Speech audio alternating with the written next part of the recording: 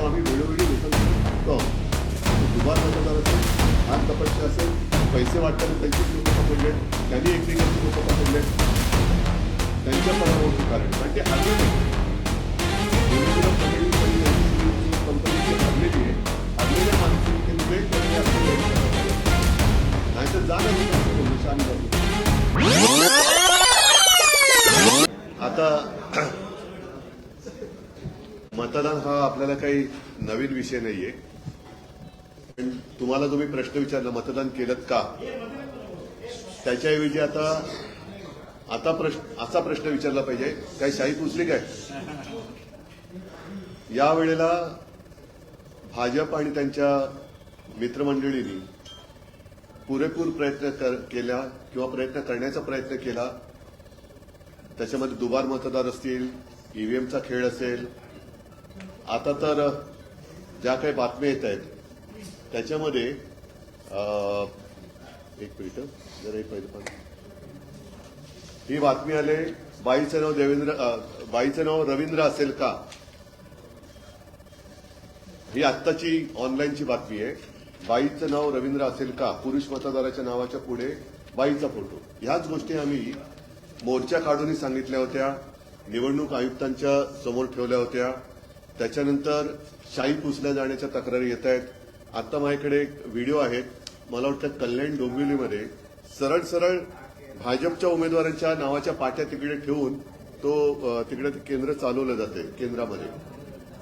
तर हे सगळे निवडणूक जिंकण्यासाठी यांचा आटापिटा चाललेला आहे. बोटावरची शाई तर पुसली जातेच आहे. असे प्रकार यापूर्वी कधी झाले नव्हते. साधारणतः मतदान मी करून आल्यानंतर मला तिथेच आपल्या लोकांनी बाईट घेतला आणि मी प्रश्न असा विचारला होता की नेमकं निवडणूक आयोग आणि निवडणूक आयुक्त हे कसले पैसे म्हणजे पगार कसला खात आहेत? 365 दिवस वर्षाचे आणि आता या महापालिकेच्या निवडणुका 4 वर्षानंतर म्हणजे एकूण 9 वर्षानंतर होत आहेत. गेल्या वर्षी लोकसभा निवडणुका झाल्या, विधानसभा निवडणुका झाल्या. मतदार याद्यांमध्ये त्याच्यामध्ये नवीन मतदार येत असतात, काही जुने जात असतात, पण त्याच्यात कुठेही सुधारणा अशी काही दिसत नाहीये. तर मग नेमकं निवडणूक आयुक्त हे कसले पैसे खात आहेत? आता ही साधारणतः मतदानाचा दिवस आणि मतमोजणीचा दिवस हे 2 वेगळे दिवस असतात. फार पूर्वी मतदान झाल्यानंतर तत्काळ मतमोजणीला सुरुवात व्हायची आणि मध्यरात्री किंवा दुसऱ्या दिवशी पहाटेपर्यंत मतमोजणीचे निकाल जाहीर व्हायचे. जोपर्यंत मतदान होत नाही तोपर्यंत मतपेट्या उघडल्या जात नाही. मग त्याच्यामध्ये पोस्टल सुद्धा आल्या. आता या याच्यामध्ये निवडणूक निर्णय अधिकारी प्रभाग क्रमांक 200 ते 206 यांचे 8/1/2024 पत्र मतमोजणीच्या दिवशी मतमोजणी सुरळीत पार पाडण्याकरता उक्त दिनांकात झालेले टपाली मतदान हे मतदानाचा लिफाफा तपासून वगैरे खूप मोठे आहे. त्यांनी आज दिनांक 15/1/2024 रोजी दुपारी 3 वाजता सदर टपाली मतपत्रिकेच्या पेट्या स्ट्रॉंग रूम मधून बाहेर काढण्यात येणार आहेत. तरी त्याकरता आपण किंवा आपल्या टपाली मतपत्रिकेकरिता नेमणूक केलेला प्रतिनिधी यांना वरील नमूद वेळेत उपस्थित राहण्याकरता आपल्या स्तरावरून सूचना देण्यात याव्या.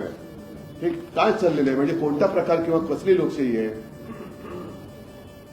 मला आणखीन एक मेसेज असा आला की संविधान म्हणते मतदान करा आणि निवडणूक आयोग म्हणते करूनच दाखवा. तर निवडणूक आयोग किंवा आयुक्त जे मुख्यमंत्री असं म्हणाले तसं तुमच्या माध्यमातून कळलं मला की हे रडीचा डाव खेळतायत. पण मग मुख्यमंत्री त्यांची घरघडी निवडणूक आयुक्त म्हणून नेमणूक करतायत का? की निवडणूक आयुक्तांना काही कामच नाहीये? हा सगळा प्रकार जो चाललेला आहे, धाकदपटशांचाही प्रकार करून पाहिला, त्याच्यानंतर पैसे वाटपाचा प्रकार करून पाहिला, तेही उघडकीस आले. यावेळेला सोशल मीडियातून बऱ्याच गोष्टी उघड झालेल्या आहेत. टीव्ही चॅनलमधनं सुद्धा बऱ्याच गोष्टी उघडकीस आलेल्या आहेत.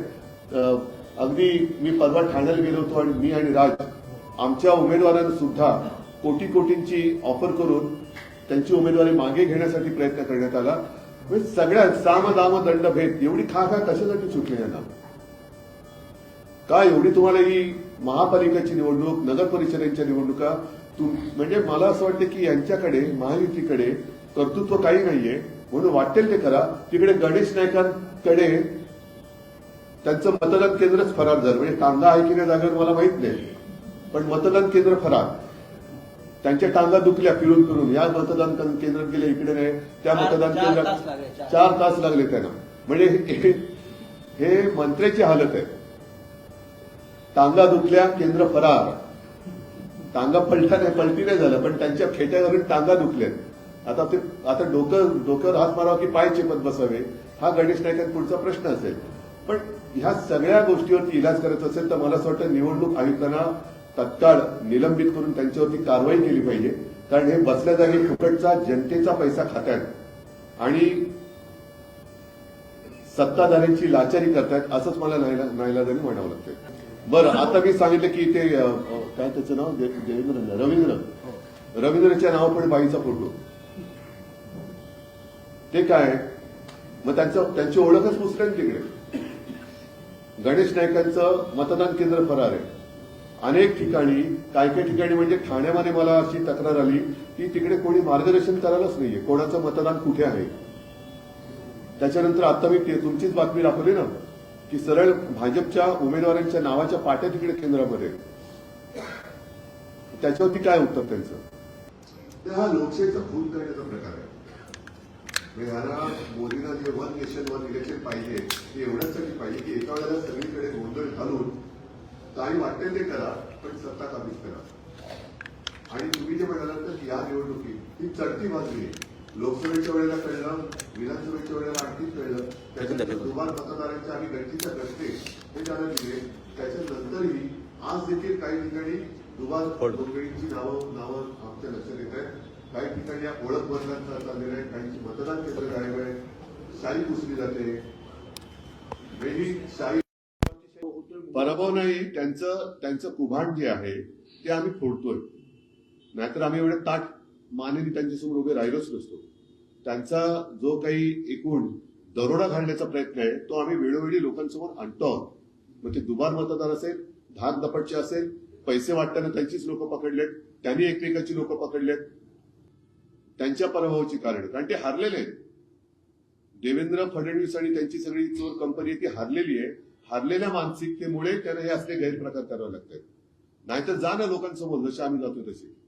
उमेदवारांचं भवितव्य नंतर, पहिले मतदाराचा अधिकार. मी जे म्हटलं ना की संविधान म्हणते मतदान करा, निवडणूक आयोग म्हणते करूनच दाखवा, असा प्रकार आहे. म्हणजे हा संविधान विरोधी निवडणूक आयोग आहे. त्याच्यामुळे आयुक्तांवरती तर कारवाई झालीच पाहिजे. आणि त्यांचा संपूर्ण स्टाफ हा रोज काय करतो ह्याचा आता छडा लावावा लागेल. कारण हे बसल्या जागी पगार खात आहेत. त्यांच्या कार्यालयात आता राजकीय पक्षांचे प्रतिनिधी नाही तर आम्हाला ठेवावे लागतील आणि तुमचा रोजचा लेखाजोखा हा जनतेपुढे आणावा लागेल. आज काय केलं, नुसते बसतायत, काय करतायत? एवढ्या वर्षानंतर सुद्धा, एवढे दिवस होऊन सुद्धा तुमच्याकडे साधी नोंदणी नाहीये मतदारांची. कोर्ट वगैरे सोडा, आजचं काय करायचं? कारण हा प्रश्न त्यांना काय माहितीये की पुढे काय कोर्टात गेले की 4-5 वर्ष चालू आहे आपलं. साहेब, राज्य निवडणूक आयोगावर कारवाई करायची का बीएमसी आयुक्तांवर? कारण की मुंबई ते मी पूर्ण आयोग म्हणतोय. जर याच्यात आयुक्तांची जबाबदारी असेल तर आयुक्त असेल, ते जे आयोग असतील, आयुक्त असतील, त्या आयुक्तालयाची माणसं असतील, जे कोणी असतील, मग त्याच्यात महापालिका आयुक्त असतील, कारवाई झाली पाहिजे. कारण तुम्ही लोकशाही मागतात. तो एवढा आला कुठून पैसा? वॉशिंग मशीन समजू शकतो, ते भाजपचं आहेच. मिक्सर पण वाटले. सगळ्या भ्रष्टाचारांना मिक्सर मध्ये टाकून मिक्स करतात भाजपमध्ये. त्याच्यामुळे त्यांनी मिक्सर पण वाटले. पण मिक्सर जरी वाटले, वॉशिंग मशीन जरी वाटली, तरी जनता शून्य आहे. ते हे सगळे खडे आपल्या तांदळातले ते उचलून फेकल्याशिवाय राहणार नाही. मी पण आता पुसून बघणार आहे शाही. पण एक आहे, मी काही दुबार मतदान, एक तर माझं कुठे नाव नाहीये, त्याच्यामुळे दुबार मतदान करायला जात नाही. हा प्रश्न गंभीर आहे, तो गांभीर्याने घेतोय. डेमो देतात शाही पुसण्याचं.